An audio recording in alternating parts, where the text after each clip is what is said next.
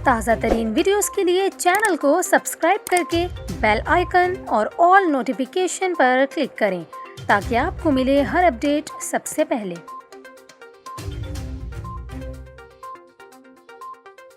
और यहाँ पर आपको ख़बर दें, इस्लामाबाद में रात 10 बजे के बाद शादी ब्याह की तकरीबात पर पाबंदी का फ़ैसला कर लिया गया है। ज़राए के मुताबिक आज से वफाकी दारुल हुकूमत इस्लामाबाद में शादी हॉल्स में रात 10 बजे के बाद शादी की तकरीबात पर पाबंदी के अहकाम जारी कर दिए गए हैं।